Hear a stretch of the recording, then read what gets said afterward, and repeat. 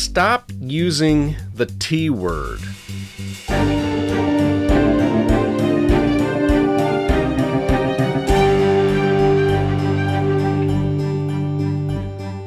Hello everybody, welcome to episode number 3 of the Musician Toolkit. I'm your host, David Lane, and it is great to be back with you once again. As always, this episode is sponsored by Fonz. Fonz is simply an app, a website that will help you if you are a music teacher, if you are a yoga instructor, if you are a martial arts instructor, personal trainer, any kind of business that involves you scheduling with a client one-on-one or in small groups, receiving payments, again, keeping up with their schedule, having to do with rescheduling. It just makes all of it so much easier. And you can get a free trial and find out more about it using the link in my show notes. If you're watching this on YouTube, which, by the way, if you'd like to check that out, you just my handle is David Lane Music 1, David Lane Music 1. And if you're following on YouTube, please hit the subscribe button and click like on this video. It just helps us get discovered there. And if you're listening on a podcast app, we would really appreciate it if you would be so willing to leave us a 5-star rating and review. And of course, no matter where you're listening to this episode, if you just please share that to your friends on social media as an attachment or as a link in an email. Every little bit helps. It would be so great if we could just double our audience with each episode, build this up. This podcast is for any aspiring musician or any working musician who knows that they can get better, that knows that they have room to grow. And I'm working on, should be interviewing a couple of guests soon. I don't know if I'll have that ready for episode 4 or if it'll be episode 5, but sometime in the next 2 episodes, we're going to have our first guest on the podcast. It's going to be a really exciting topic. And if you're new to this podcast, I like to talk about the 20 tools of a musician. And if you go back to listen to episode 1, you can hear all of those tools. And I like to work them in. And sometimes we talk about a tool. Sometimes we're going to talk about jobs you can do in music and what are the tools you need to prioritize on to do that job very well. Some of those tools include sight reading. Last week, I talked about practicing music, so it was all about a specific practice tip. But sometimes I'm going to come to you with episodes like this, which I think has a lot to do with being a musician and with interacting with musicians. And today, I want to talk to you about kind of some language and maybe even a mindset that we have when it comes to just praising other musicians or encouraging other musicians. There's a word that I've heard all my life, probably since a time I don't remember, when maybe I supposedly figured out how to play the melody of a hymn using one finger on the piano when I was 3 years old. It's always been used as one of the first adjectives that people use when they meet me, especially after if I've played at a concert or, played my instrument, presented myself as a composer. And even now, it's the first thing many people think to use when offering me a compliment. If you're a musician with any level of success, you've probably heard it. If you're a student making progress, you've probably heard it. If you're not a musician but you know one, you've probably used it. You almost certainly meant it as a compliment, and your intentions are always appreciated. You admire what a musician, or an athlete, or an artist, or an author, or a dancer, or other performer. You admire what they have just done. And you want to extol your praise. And the first thing that comes out is a certain word, a certain adjective. I'd like to convince you, if I can, that this word needs to be one that we drop.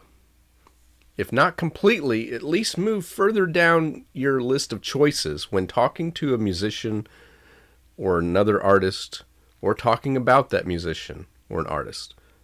And you probably guessed, that word is talented. Your granddaughter does a great job on a recital, and you tell her, "You're so talented. You play well in a performance." And you hear the same thing. It's a default for many people, almost like looking at a sunset and saying beautiful, or tasting a homemade cake and saying delicious. However, the sunset can't reply with gratitude, and neither can the cake.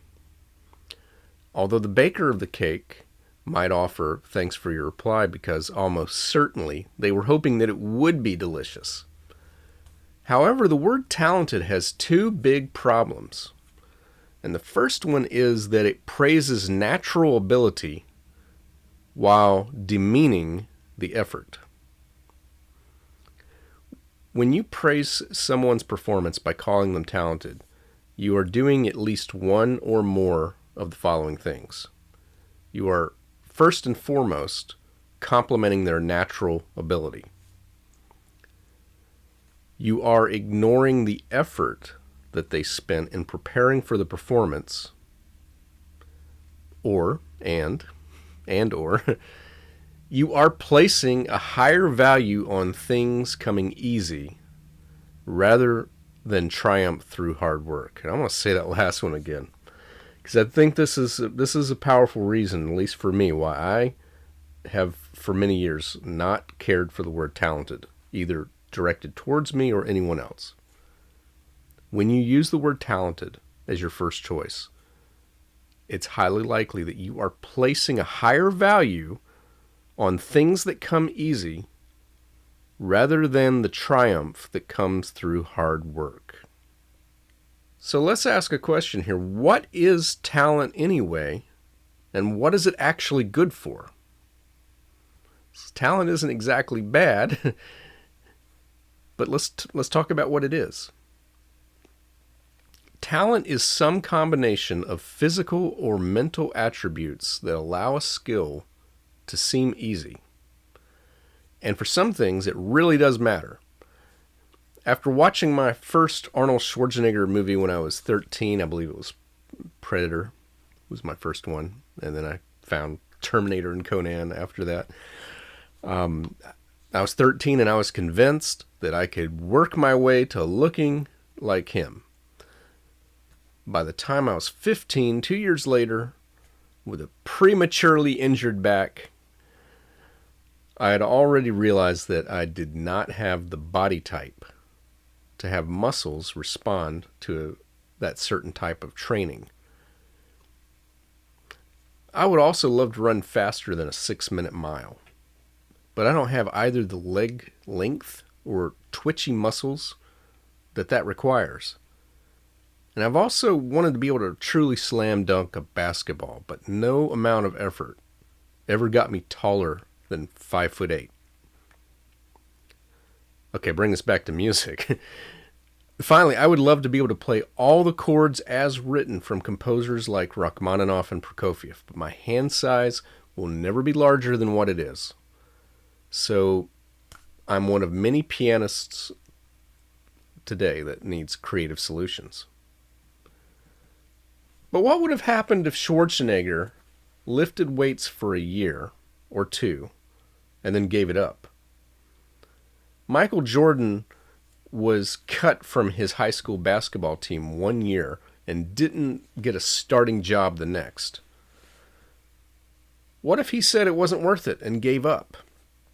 What if the 4-minute mile runner would rather just swim and doesn't actually like running? So there's another reason that I had no chance to ever look like Arnold. Actually, a whole bunch of them. One, for 2 years, I was disciplined to work out 4 to 6 days a week, probably 30 minutes a day. Well, Arnold was always doing probably 6 workouts a week for a couple of hours per day. at around the same time. Secondly, I gave up after 2 years, and it was after my first setback of any kind. He didn't. Third, I practiced on my own and occasionally used my dad as a spotter. Arnold was surrounded by mentors, surrounded by coaches, people who knew what they were doing and imparted their guidance and their critique.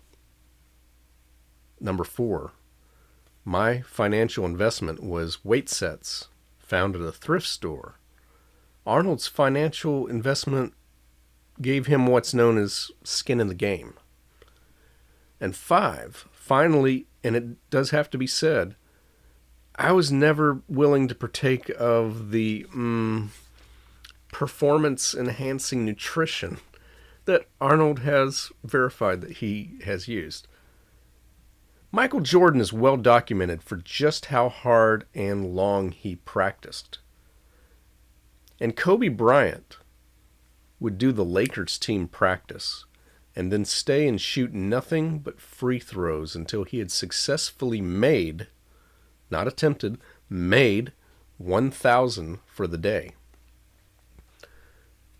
They are all talented by the definition of the word, but how many of you are willing to practice hard for 3 hours and then take the time and patience to sink 1,000 free throws multiple days per week for nearly 2 decades?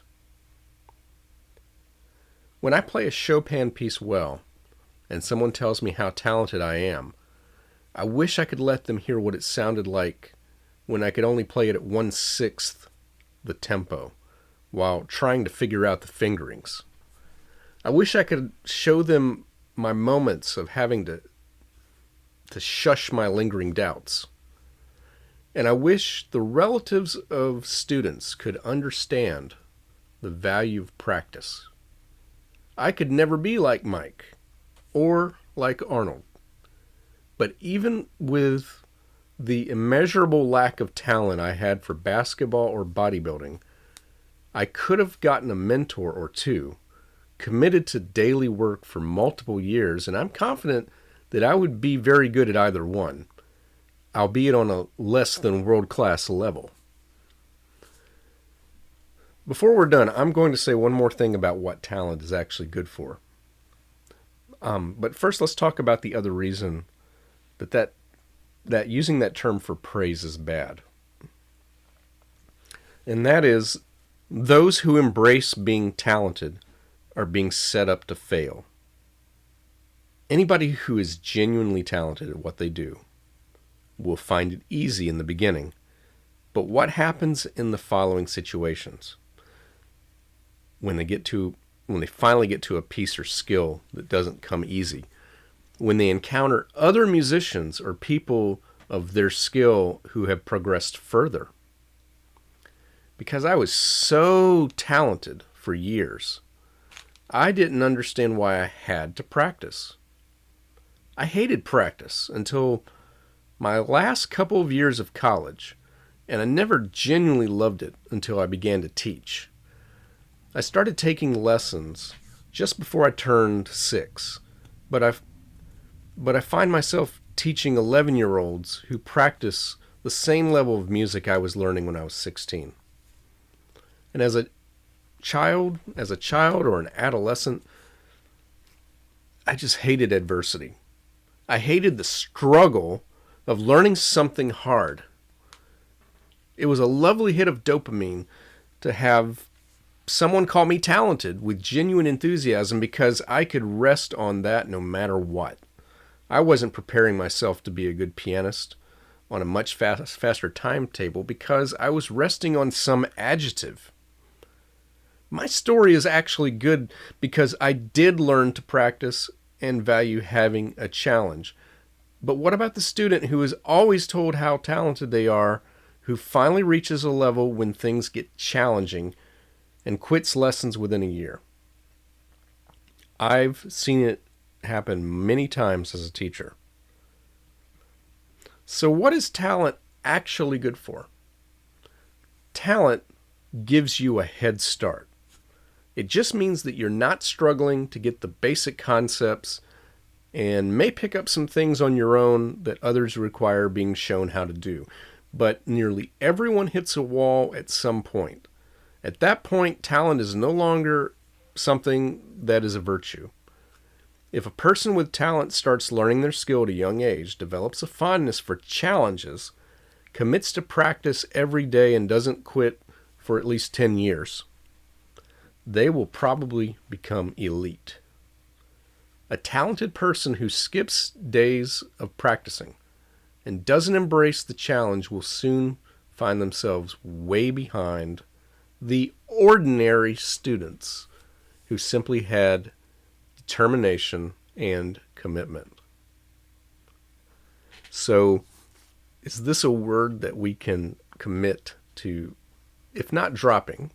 And I maybe we shouldn't drop it, because talented is something that is helpful, as I mentioned. But I want to challenge everybody, next time you talk to a musician and you want to offer them a compliment, praise their effort, not their skill. Yes, if you're not a musician, especially of that instrument, and you hear virtuosity, you hear something impressive, just keep in mind that you might be hearing 10 years of work that's cumulative to get to that level. So let's stop using that T word. I just also wanted to offer a suggestion of how you can compliment another musician if you want to not really talk about the effort, but you want to talk about the quality of the performance. Like if they've done really, you think it's an amazing job. All you need to say is, congratulations, that was an amazing performance. Or, you did such a wonderful job with this piece. Or, that was just wonderful playing, wonderful singing. You can praise the performance without putting some kind of a label on them that maybe implies they didn't try very hard to get to that point. That's all we're saying. So yes, you can praise the performance. You can also praise the effort. You worked hard. Wow. You really did a great job in preparing this, and your hard work has certainly paid off. Either of those are good. Much better than you're so talented. So thank you for kind of helping lead this change to how we think about what's a compliment and what's not. And that is it for the Musician Toolkit episode 3. I will be back with you next Monday with episode 4. And just a reminder of where you can find us on social media. If you're on TikTok or Instagram, you want to go to @DavidLaneMusic. If you're on Facebook, it's David M. Lane Music. And if you're on YouTube, it's also on David Lane Music 1. And you can watch most of the podcasts, thus far all of the podcast episodes there, if you just want to see me talking. And sometimes I'll have some visual things, like episode 2, I was at the piano. You can actually see the example that I was giving there instead of just listening to it. But regardless of whether or not you prefer this in podcast form, or whether you prefer it on YouTube, or just the occasional bits you get on social media, thank you so much for supporting the Musician Toolkit, and we will be back the same time next week.